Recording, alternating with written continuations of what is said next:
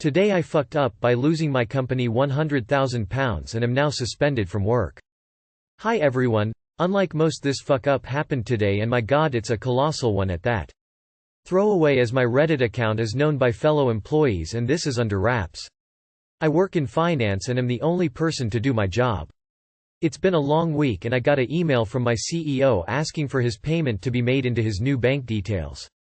He asked if instead of waiting he could have the payment today, not unusual as he usually gets his payments on the first of the month. The business is in debt to the owners for a substantial sum, so when the request for his money came early I checked with the CFO who is out of the country and he said go for it. Now it's not unusual to receive an email and as my CFO was out of the country he left me his PIN number and device in order to sign payments. Fu 1. I go on to our banking and drop the new details into the bank system. The bank system runs a name check and the error, "Please ask the payee to confirm." I try to call the CEO and get no answer. I'm in a rush so instead of waiting I proceed without checking. I have done this with other payees. I assume the system is a bit glitchy with certain sort codes. This is the second fuck up. I make the payment on my account and as I have the PIN device I log in as my boss and approve the payment, FU3. Within 10 minutes of the payment the CEO calls back and asks why I called.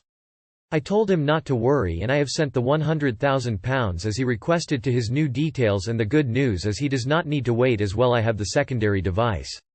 There was a long pause and a lot of confusion as he had not asked for any money or changed his bank details.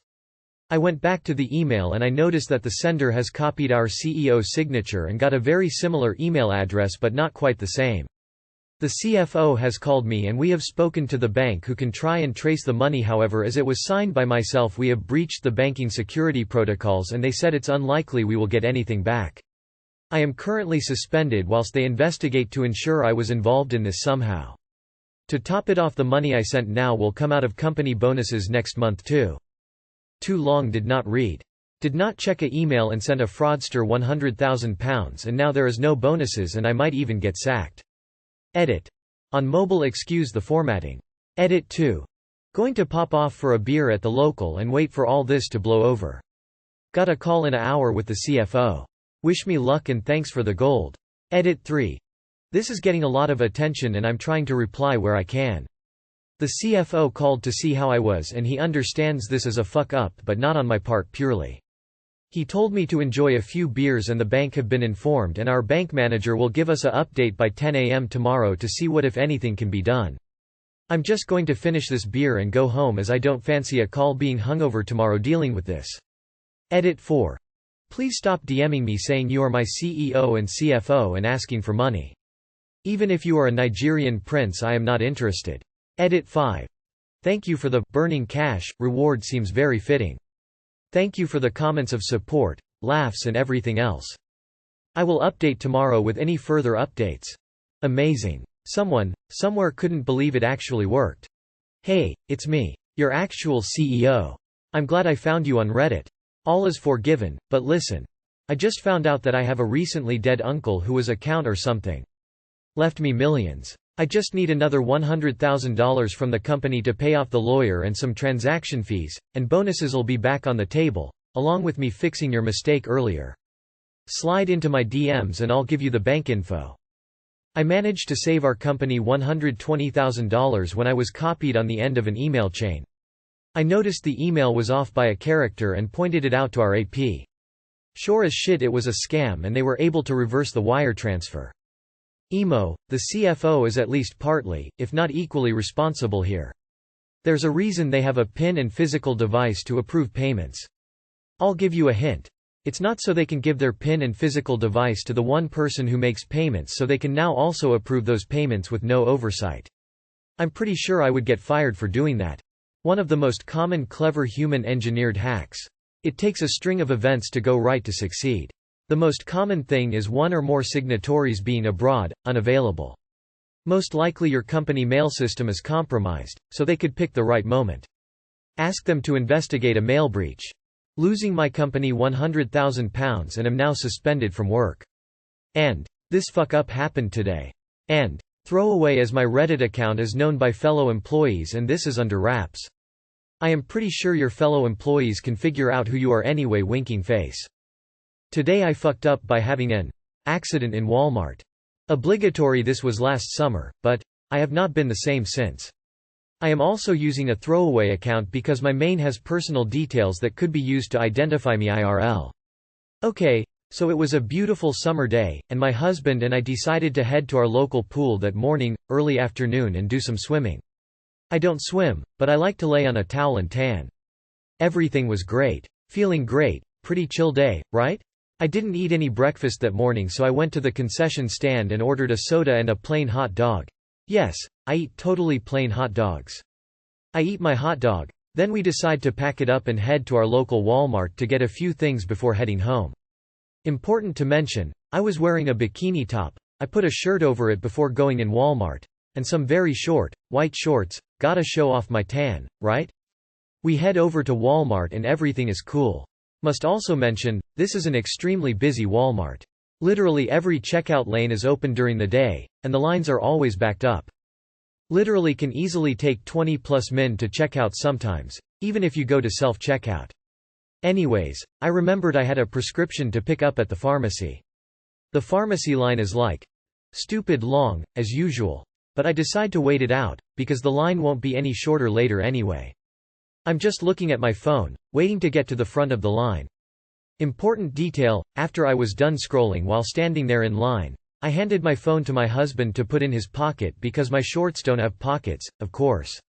I finally reach the front of the line. I give the lady my name and whatever, and she can't find the prescription. I have a common name, but a unique spelling. It's not uncommon for my doctors to sometimes misspell my name, new doc at the time. So I gave her a couple alternate spellings. No luck. My husband leans over to me and says, "Hey, I'm gonna run to the bathroom, be right back." Okay, cool. Now's the time to mention, I have severe anxiety. Like earth-shattering anxiety in public spaces. Especially places like Walmart. When I have an attack, I will hyperventilate and sweat. Anxiety also makes my stomach hurt and usually sends me to the bathroom pretty quickly. You see where this is going. So, as the lady is searching for my meds, I get this horrible anxiety all of a sudden. I start sweating. Breathing weird. Feels like I am in a tunnel, so many people that are too close to me. Then the stomach pains kick in. I think, shit, I'm gonna need the bathroom after this.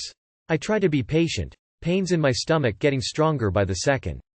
I finally just tell the lady, it's okay, I'll pick it up later. And then take off full speed to the bathroom. I will say, this was all a matter of around 30 seconds. From the time the pain started until I told her not to worry about the meds. I'm walking to the bathroom, well, speed walking.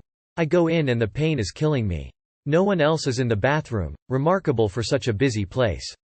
But it's too late. I shit myself. Only not just shit myself, I mean, I shit myself. And remember, I am wearing very short, white shorts, also white shoes with no socks. The shit goes straight out of me, down my legs and into the floor. Fuck. I am horrified. What am I gonna do? Almost as soon as this happens, a family walks into the bathroom. I immediately go into the stall. I hear a child scream, "Mommy, someone puked in the floor." I am gasping for breath at this point. Never had anxiety like this before. I reach for my phone to text my husband. But he has my phone. Oh, my God. I have no idea what to even do at this point. People are walking in the bathroom exclaiming at the mess. I am covered in shit. My underwear are ruined. My shorts are ruined. I take off my shoes, shorts, and everything. Try to clean myself up. The custodial staff enters the bathroom. I am dead inside. I throw away my underwear and put my shorts back on. I can't leave the bathroom naked, obviously. I step outside the bathroom and put my back against the wall. Where the hell is my husband? Nowhere to be found. I see a friendly enough looking female Walmart employee. I wave her over. She's like, "How can I help you?" I had my debit card and a little cash on me, and I gave it all to her pleading, "Please go buy me some pants or something." She's like, "Does it matter what kind?" I'm like, "No please, I just need pants." I didn't even care about getting my card info getting stolen at that moment. My life was already over anyway. She ran away to buy pants, and then my husband walks up. "What's going on, sweetie? Where were you?" My back is still against the wall so he can't see the horrible stain, so I look at him with all the life gone from me and explain, "I shit in the floor of the bathroom. I have a girl buying me pants." He looks horrified but not surprised. The girl returns, I put the new pants on and try to clean up as best I can. Then my husband's like, we need to go pay for what we got. I also need to mention I was drinking an open Red Bull, was already drinking it before I shit myself. I go to hand the open Red Bull to the cashier so she can scan it, but I spill it everywhere. I start apologizing. Cashier is not amused. I go to the car at this point so my husband can drive me home. I spend the entire ride shaking and freaking out. Took the world's longest shower when I got home. The end. And #X200B. Too long did not read. I had a horrible accident in Walmart and had to have an employee buy me pants. I will never be the same. And #X200B. Edit. Sorry to the people who work at this Walmart. I've had the same thing happen in Target. I threw away my pants and underwear but the bathroom was painted. When I came back after buying new clothes to try and clean up the mess there was already a worker there and I overheard him say, "Jesus Christ, not again." I just turned around and left the store without saying a word. He looks horrified but not surprised. Man. How many times does this need to happen to you to not look surprised? Red Bull can cause you to have anxiety attacks, which are actually just the normal reaction to too much caffeine. I don't trust anyone who hasn't shit themselves at least once in their adult life. It happens and we move on. I feel your pain. I once foolishly trusted a fart on an airplane. Give it time and it'll become a distant memory. I think my favorite part is that the child couldn't discern shit from vomit. Get a pair of bike shorts and a travel pack of wipes to keep in your purse. They shouldn't take up a ton of room, and knowing you've got emergency pants might reduce your anxiety a bit. I have a mast cell disease and one of my symptoms is a sudden diarrhea attack. I try to avoid grocery stores on weekends because the smell of the samples they're cooking is a frequent trigger. I take Pepcid twice a day. I wonder if it would help you, since it blocks histamine receptors in the stomach, and there's a link between anxiety and histamine. Today I fucked up by visiting my batshit crazy family in Oklahoma. Too long did not read. My mom and sister tried getting me committed to a mental hospital to gain power of attorney, file a proxy divorce, and steal my wife's money. Some backstory. My wife was scheduled for a business trip so I decided that during her time away I would go visit my family. Since they live in the United States heart of methheadism, the great state of Oklahoma run and don't look back home. I knew it would be a chaotic visit but had no idea what exactly was in store for me this time around. After letting my mom know what dates I was coming for the visit, I started getting some weirder than normal texts. Now usually texts from my family go something like this. I read online that snorting hydrogen peroxide is good for your health. Or, we're taking out a loan to buy a chateau because the jacuzzi we just bought doesn't fit in the house. Mind you, both of my parents are broke, refuse to apply for jobs, and are largely living off my siblings' incomes. But this time, I got a flurry of text messages accusing my wife of secretly abusing me. The reason these messages were so odd is that my family has known my wife for over 10 years and she is literally the sweetest person ever. And ironically enough, my parents are the ones with the past history of abusing all of their kids. Verbally, emotionally, physically, and financially. And my angel of a wife has consistently loved and supported me through the PTSD aftermath of growing up with that kind of abuse. So after reassuring my mom that my wife is still the same sweet, non-abusive person as always, she started going on about secret knowledge she had and wouldn't tell me what it was. Finally I just chalked it up to her being bored and trying to start some SHT for entertainment purposes. So fast forward to the actual familial visit. Woke up exhausted and decided to treat myself to some coffee at a local coffee shop. The one I was going to was about a 5-mile drive from where my parents live. But I'd been so stressed out from the usual family arguments and gaslighting that highway hypnosis kicked in and I ended up half an hour away. Realizing I'd have to drive half an hour back, I went ahead and called my mom to let her know so she wouldn't worry. Shortly thereafter, my sister calls me. She goes on about how highway hypnosis proves I'm unhinged and delusional. She says I must have something wrong with my brain and need immediate medical attention at an ER. But not the closest ER to me, the closest ER to her. She lives 2 hours from my parents. She says I need to see Dr. X and have him sign paperwork to get me checked into a mental ward for my own safety. When I tell her she's overreacting and that I'm perfectly okay, it was just me zoning out and going on autopilot for the drive. She tells me she and my mom have been noticing a worsening pattern in my cognitive behavior for a while. I ask her what behavior and she won't give me a clear answer. Anyway, I get back to my parents' house and go into their guest house to finish my coffee and send a few emails before fully starting the day. Except I hear a noise in my mom's office, next to the room I'm staying in, so naturally I decide to check it out. Spoiler. It was my mom's cat knocking down a folder full of papers from her desk. Going to pick the papers up, something catches my eye. My name. On paper after paper, there was my name.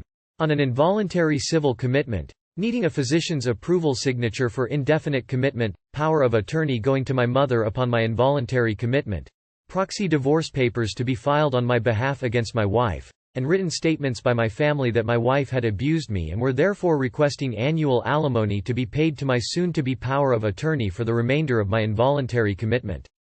My blood ran cold. Of all the ways to extort my wife for money, they were trying to get me locked up for life in a psychiatric ward to do it.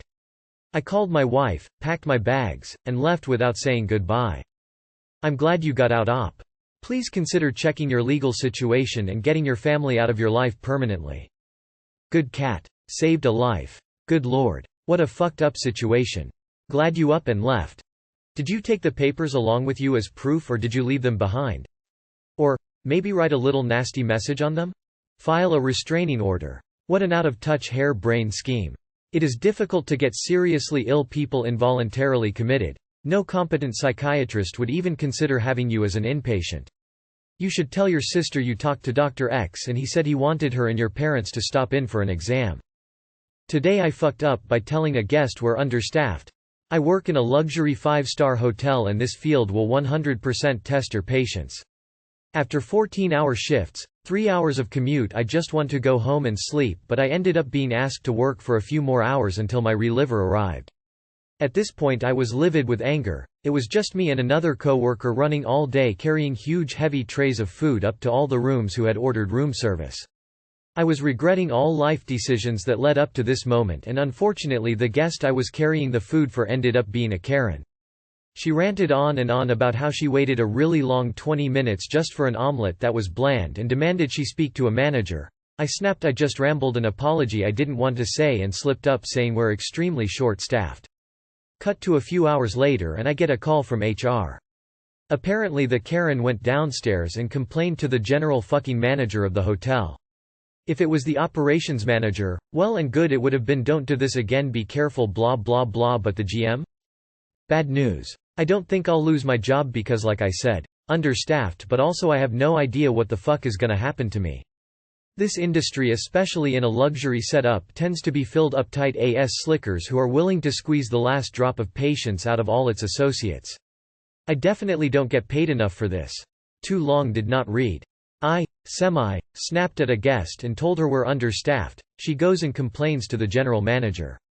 I currently have a call from HR and I'm shitting my pants RN. The hotel makes her work 14-hour shifts with a 3-hour commute? That gives a grand total of 4 hours of time at home for your personal needs. Congratulations, you're a victim of sleep deprivation.